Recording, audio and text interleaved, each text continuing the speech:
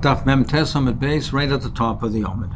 Ton Rabbanon, we learned in a brayso, La'olam Yimkar Adam Kol Mashi Yeshloi, a person should be prepared to sell all that he has. V'yisabas Talmud Chacham. If that's what it takes, he should be prepared to sell all that he has and marry the daughter of a Talmud Chacham. Lo'imazabas Talmud Chacham. If that is not available, if he can't marry a daughter of a Talmud Chacham, Yisabas Gedolei Adar.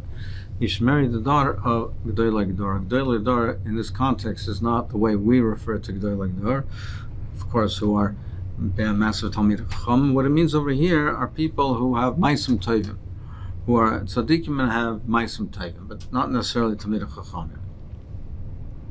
If that isn't possible, then Yisabas Rashi Kenesiyos. You should marry the daughters of community leaders. You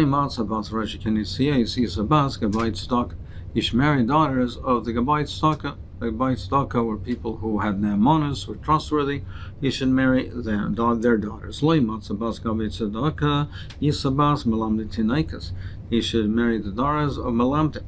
But in any event, he should not marry the daughters of Amiharetz, because we consider them to be shekets, shkotzim, neshesem sheretz, and their daughters are considered like, the wives rather, are considered like insects.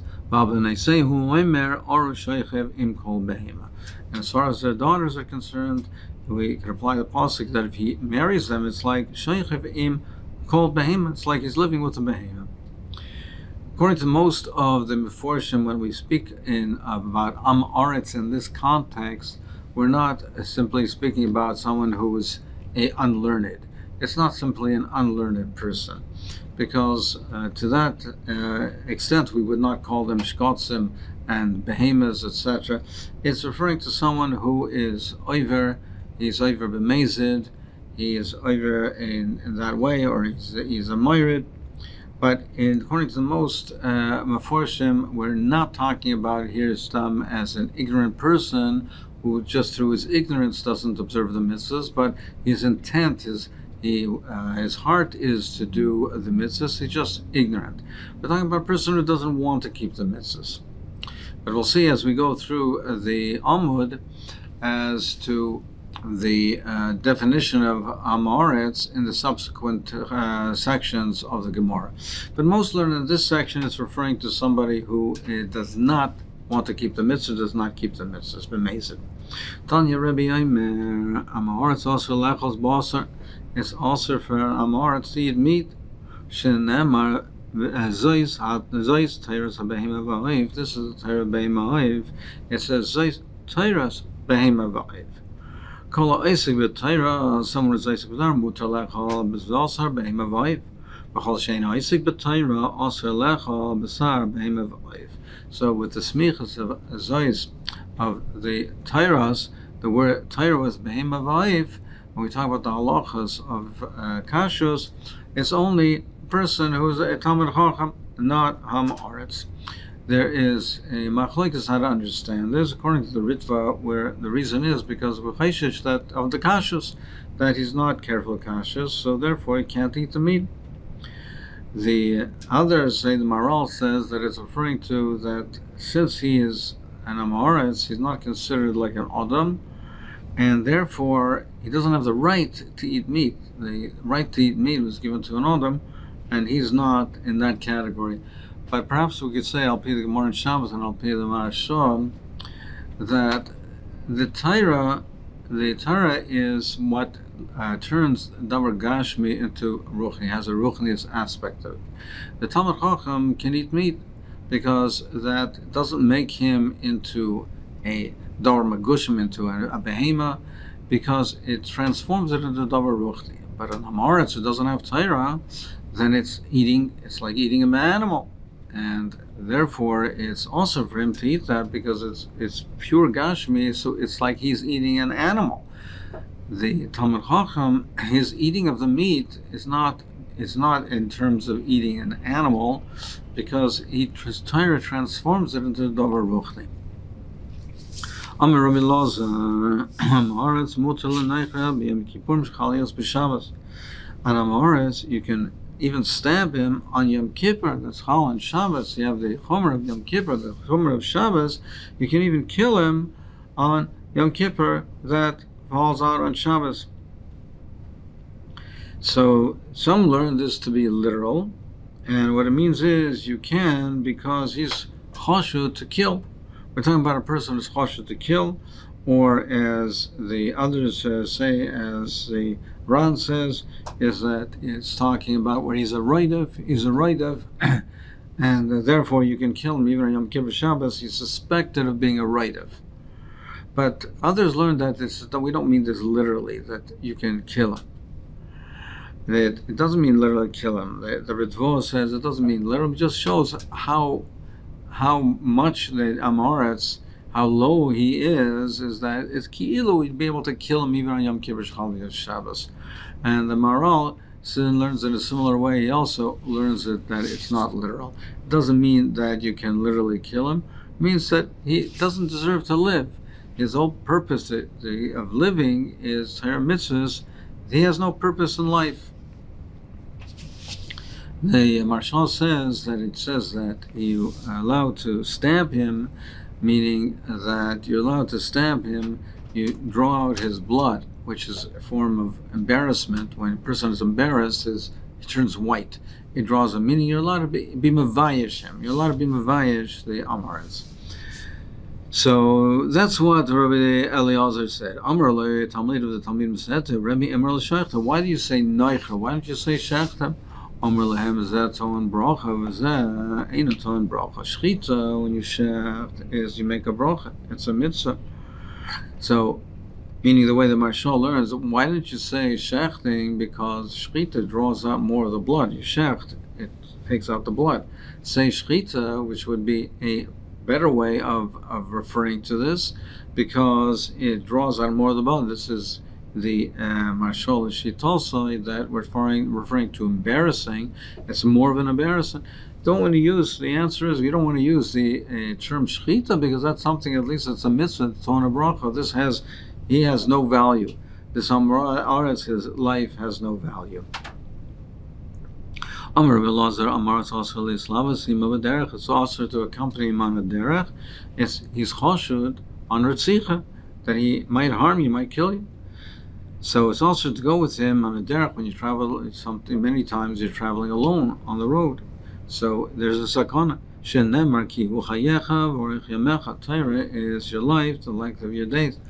Al chayiv l'chai is he doesn't care about his life. He doesn't learn Torah, which is his own life. He doesn't care about that. Al chayiv chaver l'kol shekain. Certainly, he's not going to be concerned about somebody else's life, and therefore, the person who accompanies him is in danger. Amar Rabbi Shmuel bar Nachmani Amar Rabbi Yochanan Amoretz mutar l'karek hadag.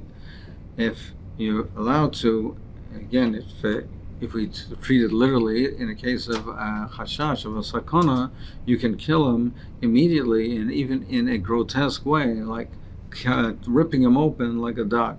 Amar Shmuel bar Yitzchak umegabay, from his back, and even if it's from his back, and that meaning that his back, that he dies immediately, and it's grotesque, that is the way that you can do it.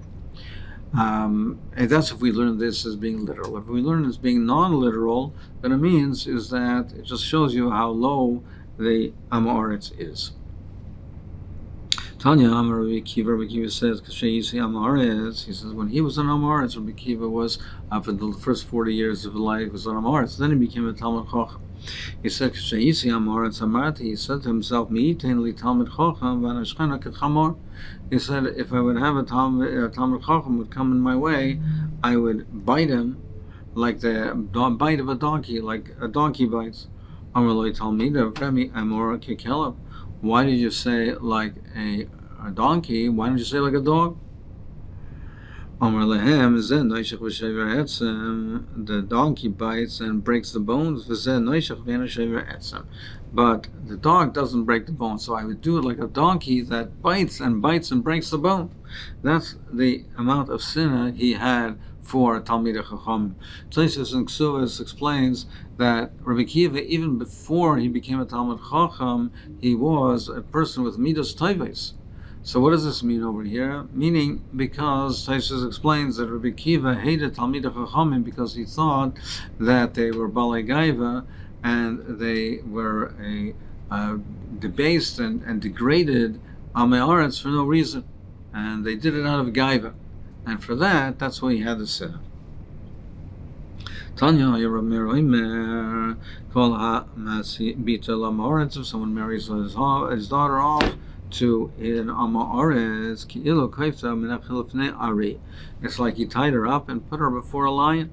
Ma Ari Dairis V'Ayich Levein Lo Boishes Ponim, just like a lion devours and he eats his prey without shame, meaning he devours it and eats it right away. And he eats it, he devours it, and doesn't even kill it first. Af amaretz make boil ve'lo boishes ponim. So too, an amaretz is make. He beats his wife, and he's boiled, and doesn't have boishes ponim. Taisus explains he's not meratzer. It's like the lion that devours it immediately, even before killing the prey. He devours it. The amaretz, he's boiled, and he's boiled in a forceful way. His wife. The only reason they don't kill us is because they need us for business, for Masan Matan. Tanya Rabbi Chia, he says, if someone learns her in front of an Amaretz, Kilo Boiler is also Bafona.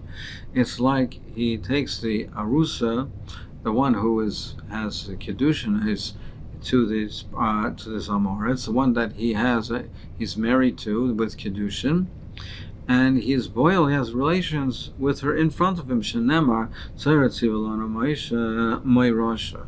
The Torah is Tzivilana Moshe Rabbeinu. It's a Moirasha inherited to us. Al Tikri Moirasha Ela Moirasa. It's like the Torah is Moirasa. It's like we have Kedushin with the Torah. Now here, Damaretz, he's also Yid. He also has Kedushin with the Torah, but somebody else is learning the Torah and he's not learning the Torah. So it's like Boil Arasosa Befona. Gedoyla Sinner Shasayin Amaretz Latam Chacham Yoiser. The sinner that the Amaretz have the Talmud Chacham is more Misinner Shasayin Umas Oilam as Yisrael. The sinner is even more than the Umas Oilam, than the Nachrim have. The sinner is so great because this really should be theirs. They should have a Chelik and Torah, and they don't have it. They've forsaken their Chelik and Torah, and therefore the sinner is so overwhelming. It's even more than the Nachrim, and their wives hate the Talmid Chacham even more than they do. Tana Shanu Pirush Mikulam, and the one who has the most sinner, the greatest sinner, is that who was a Talmid Chacham, and he went off the derech, he went off the way, and he has the greatest sinner for the Talmid Chacham. Ton Rabbanon Shisha Dvorim Nemru Ba'amei Haaretz. There's 6 halachas that were mentioned regarding an Haaretz. Ein Moiser Lahem Edus. We do not designate them to be Edus. Vein Mekablam Mimeno Edus, and we don't accept Edus from them. Vein Megalim Sait. And we don't reveal a secret to them, so we don't tell them any secrets, things that should not be told over, because we're afraid that they won't keep the secret. And we don't appoint them to be a patropos, a manager, an administrator for Yisayim, for the orphans. And we don't put them in charge to be managers of a Kubat Tzedakah. We don't trust them. And we don't walk in company with them on a journey. We don't make achrosa if there's a lost object. If they have a lost object, we are not machriz, don't make an announcement that for people to return the lost item. So firstly, there's a machlekes over here. What type of amaretz are we talking about? Are we talking about in the same manner as we discussed before, that it's only amaretz that are considered people who do it b'mezid, and people who are do davkin b'mezid, or even people who are roitfim, or even if we're talking about the people who are just unlearned, who are amarosim, they're ignorant. Now, as far as the halachas of where it's a sakana vein mislam and baderech, so we would say that over there that it's talking about someone who's considered to be dangerous. But what about the halachas of edus, about not in charge of kupas tzedakah, etc.? What about those cases over there? And there's a machlokes rishonim here as to what type of amaretz are we talking about. What is the definition of amaretz over here? Some learn that it is, as we mentioned before, that he is does b'mezid, he's over the halachas b'mezid. But the other Rishonim learn, Rashi and the Ran, they learn over here. In this regard over here, we're talking about even someone who's ignorant. Someone who's not ignorant, someone who's not versed in the halachas, he's ignorant of the halachas, even that type of amaretz we're talking about over here, because someone who is not learned, he won't know the halachas of chayes mishpat, he won't know how to manage tzedakah, who to give things to, what is asr, what is mutter. He can't be trustworthy in these cases because he can't be careful. He doesn't know the halachas. And even as far as accompanying a person on a derech, he's not careful with the halach of saving a person and the obligation to save a person or know how to save a person. So in this context, according to other Rishonim, these Rishonim, we're talking about even someone who's ignorant. The Rishonim ask a kasha about returning the aveda of an amaretz. Well, it's an aveda. It's a lost object. How do we know it's an aveda of an amaretz? Taisa says we saw that the aveda fell from a group of the item fell from a group of amaratzim. We know they're all amaratzim. We don't know which one it fell from. We don't know the particular person, but we know that it certainly is an object, a lost object of an amaretz. That's what we're talking about. The other Rishonim say that we're talking about differently. The Ran says that it's referring to a case where you saw the person dropping it. You know it dropped from this particular person who is an amaretz. Now, not that you're allowed to pick it up and take it, because that would be gzela, and this is gzela from an amaretz. But you don't have the obligation of hashavas aveda. So therefore, you don't have to be machris. You can leave it where it is.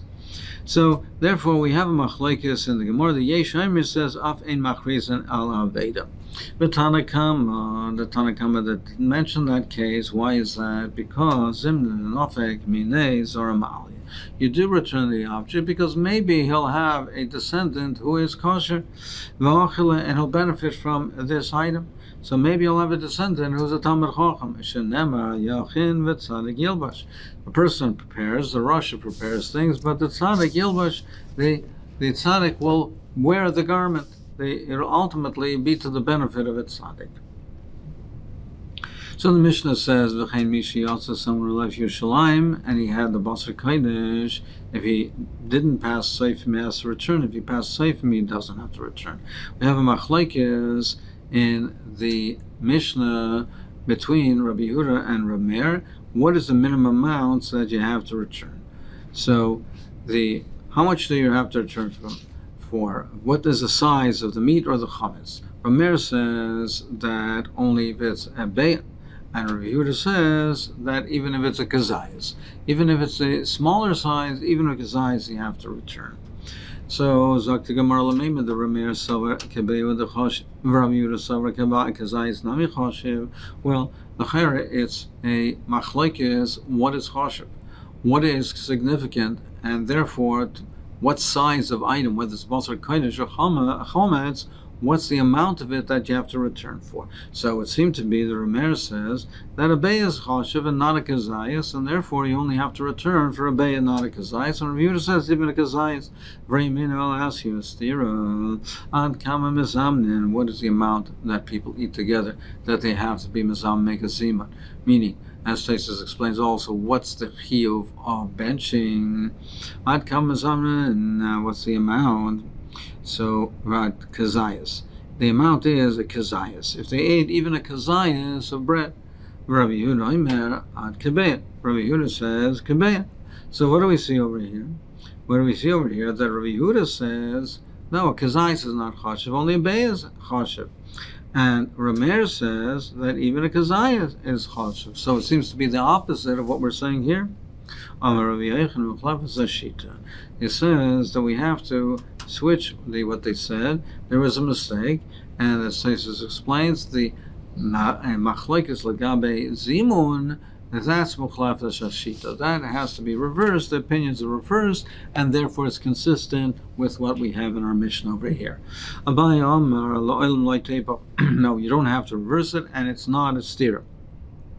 Hasam Bekroi Pligi. Hacham Besvara Pligi. Over there, the Machlekes is based on the Psukim. Here is Pali on a Svara. Hasam Bekroi Pligi. Over there, it's based on the Psukim. Rab Meir Savar V'Achalta Zuachila. It says V'Achalta V'Savalta V'Irachta. So it's V'Achalta Zuachila V'Savalta Zushtia.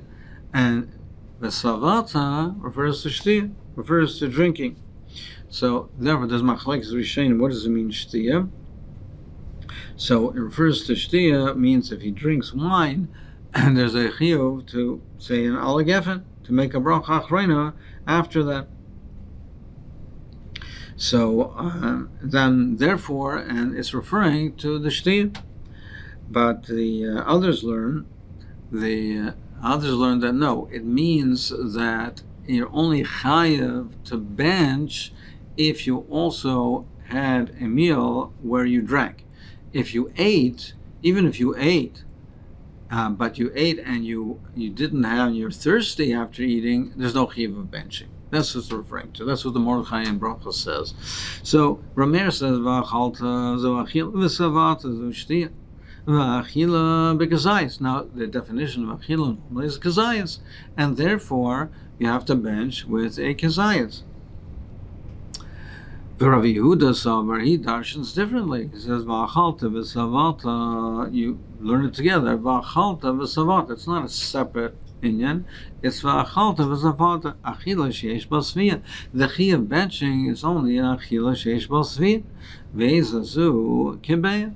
So kazayis is achila, but it's not satisfying. So it's only where there's a kibeya.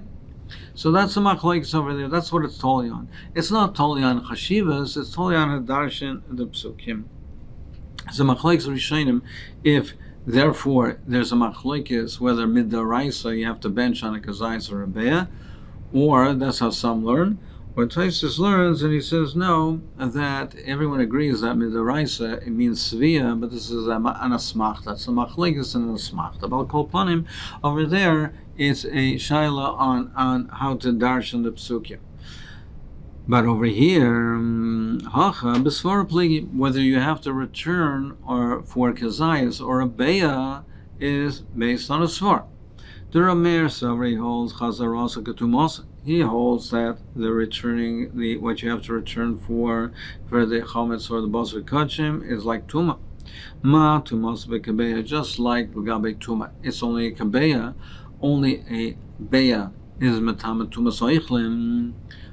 Machlekes Rishonim, Rashi and Taisus, what does that mean? Transmitting tuma to something else, or even makabel tuma. But the tumas oichlim, in the full sense, is only if there's a beya. Only if you have the size of the oichlim as a kabeya. Av chazarosa bekabeya. So therefore, the to return for it is also only the size if there's a beya. So therefore, they said that they attached it to the case of oichlim that has the din of tumas oichlim. We're talking about here of chometz or basar kodesh. It's only if there's a beya. Rav Yehuda Savar chazarasa, he holds chazarasa ki yisura. We connect it related to the Isser. Ma Isser b'kazayis. The Isser is a kazayis. The Isser of the shiur of Isser of eating chametz or eating basar kachim, which are apostles of kazayis. Av chazarasa b'kazayis. Therefore, you have to return for even the size of a kazayis. Tanya Rabbi Nosson Oimer Zev B'Shtei Beyim. He had a different share. He says in both cases by chametz and basar kodesh 2 beyas v'lo yoyder lechachamim, but the chachamim disagreed.